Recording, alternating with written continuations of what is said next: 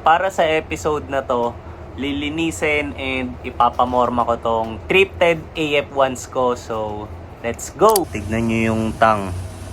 Sobrang dudumi, di ba? Hindi ko rin tatanggalin to.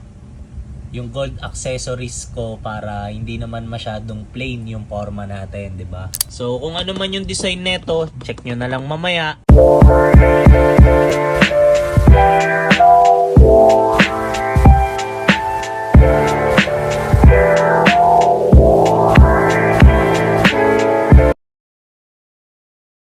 Yo! Good day sa inyong lahat. So para sa episode na to, lilinisin and ipapamorma ko tong thrifted AF1s ko. So let's go! Then kung napanood nyo yung previous episode ko, 'di ba? Na-share ko nga doon na nakuha ko to for around 400 pesos only. Nung kinuha ko to, actually yung naiisip ko talaga is gagawin ko tong project pair, wherein naisip ko ano kayang kakalabasan neto kapag nilinis ko siyang maigi. Then ayun, syempre kapag pinamorma ko na siya. So kita nyo naman, di ba? Sobrang dumi pa niya. So lapit ko lalo yung sa laces part niya. Kaya syempre bago ko siya gamitin, bago ko siya ipamorma, kailangan muna natin siyang i-deep clean. So tara, let's go. Ito, meron akong powder dito, 'di ba? Then meron ako nitong matigas na brush para sa mga matigas na part ng sapatos, which is yung midsole. So ayan, and then meron din ako nitong brush na merong malambot na bristles, syempre para dito sa upper part ng sapatos, 'di ba? Para hindi ma-damage. So, yan. So, ang gagawin ko ngayon is ibababad ko muna tong pair para at least mas madaling malaban. Bago ko ibabad to ngayong mga laces, papakita ko lang muna kung gaano sila karumi. Tapos, ito naman yung insoles ng pair. So, binabad ko na rin sila kasama ng mga sintas. So, yan. Then, syempre, ang last part is ito ng mismong pair. Tignan nyo yung tang. Sobrang dudumi, di ba? So, yan. So, babad na natin to. Ayan. Bali, nakababad na yung pair. Then, babalikan ko na lang to siguro maya-maya.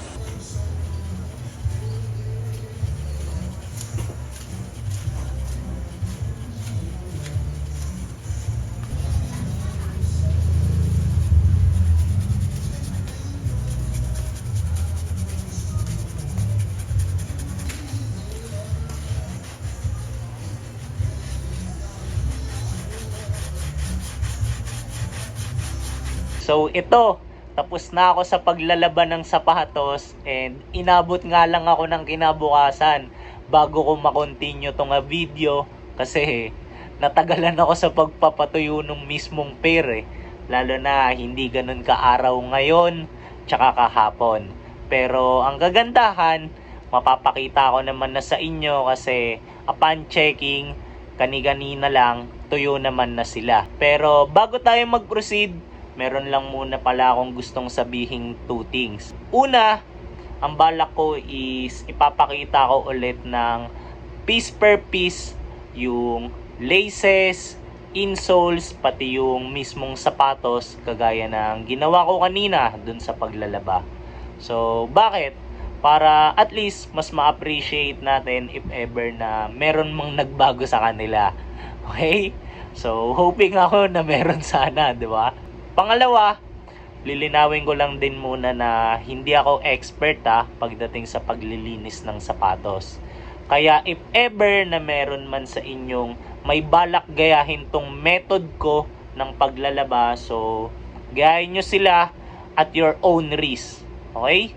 Bakit? Kasi alam ko na marami pa yung mas effective way compared dito sa ginawa ko, knowing na meron ng mga nag-o-offer ng mga cleaning services, 'di ba? So ayan, nagkalat 'yan. Tapos meron na ring actually nabibiling mga panglinis talaga ng sapatos, 'di ba? Yung mga cleaning kit So, yan. Kaya gusto ko lang muna ulitin na if ever na gagayahin nyo to, yun, hindi ako expert and gayahin nyo siya at your own risk. Okay? So, proceed na tayo. Pakita na natin yung kada piece. So, let's go! So, pagdating sa laces, ito na sila ngayon. So, sana nakikita nyo ng maayos, di ba? Tapos, slide ko pa unti-unti. Ayan. So, masasabi ko kahit papano, napaputi ko naman sila. Pero, gusto ko lang din maging transparent. For example, sa mga part na to. Ayan o.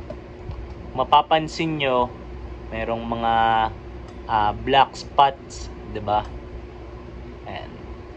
So ito kasi kahit na anong subok ko ng pagbrush sa kanila or paglinis sa kanila, hindi na talaga sila matanggal. Tapos para naman sa insoles, ito. Okay ba? So ayan. Side view natin para mas mapakita ko ng maayos. Ayan.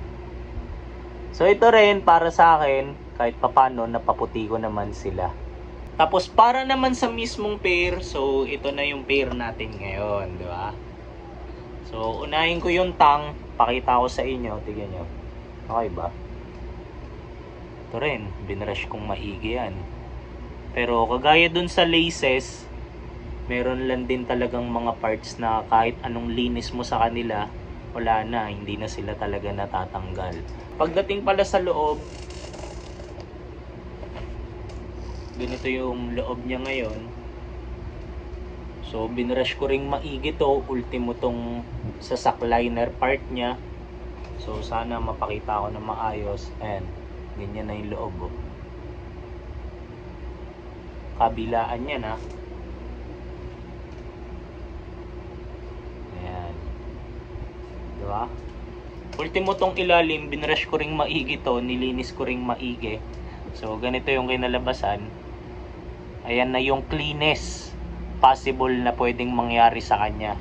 Since napakita ko na yung piece per piece nung sapatos, so ang next na gagawin ko naman ngayon is i-assemble ko na sila para mapakita ko rin yung buo sa inyo, 'di ba?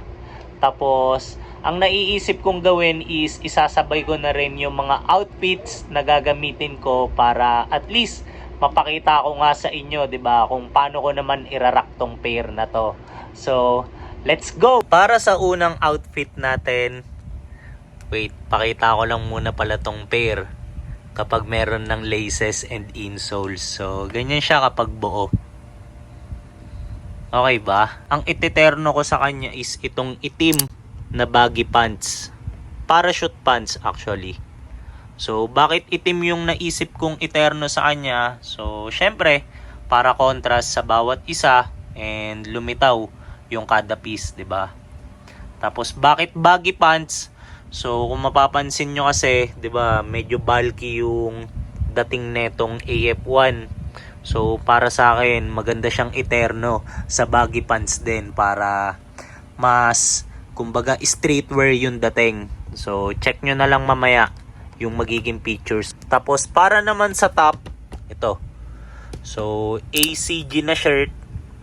Then, nagamit ko na to actually nung nag-flea market kami sa South Trading Post ni SBD, pati ni Vision Vulture.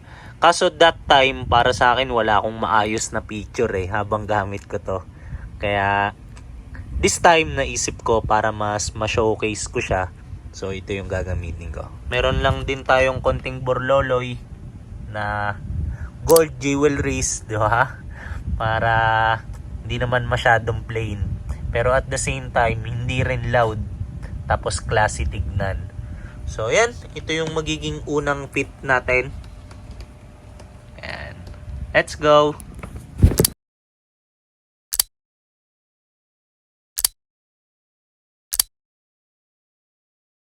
Tapos para naman sa pangalawang outfit, syempre, hindi mo mawala yung sapatos. Tapos hindi ko rin tatanggalin to, yung gold accessories ko, para hindi naman masyadong plain yung forma natin, 'di ba? Tapos pagdating sa pambaba, So, ito yung gagamitin ko. Faded Glory na maong shorts. So, naukay ko to. Ewan ko kung napanood nyo yung vlog ko na yun nung nakuha ko to. Anyway, so bakit ito pala yung gagamitin ko or ito yung napili ko? So, una, kung mapapansin nyo, contrast ulit yung kulay niya dito sa pair. 'Di ba? So, lilitaw sila ng maayos habang suot ko sila. So, ayan. Tapos pangalawa, actually ngayon ko lang talaga magagamit to. First time.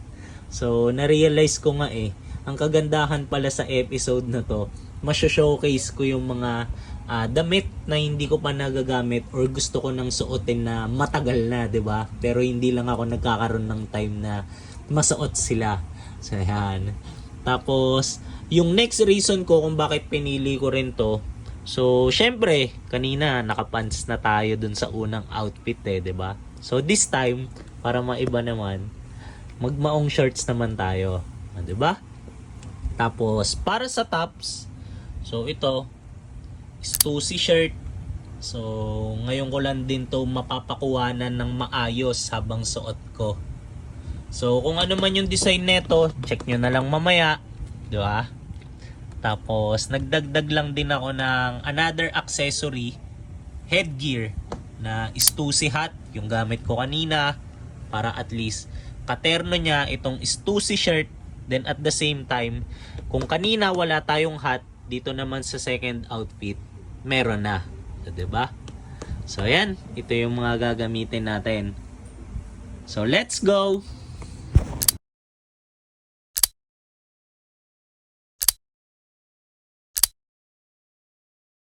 So, since napakita ko na nga rin kung paano ko ginamit yung AF1 bilang pamorma, so, syempre, kailangan ko na rin i-end yung episode natin dito. Pero bago ko yun gawin, salamat muna para sa lahat ng umabot sa part ng video na to.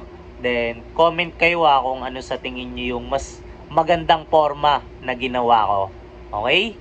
Tapos, syempre, kung meron kayong ibang ideas na naiisip, bato nyo lang yan dyan sa comment section below para mabasa nating lahat. Okay? So, yun lang. See you sa next kong upload. Tapos, ingat kayong lahat. Let's go!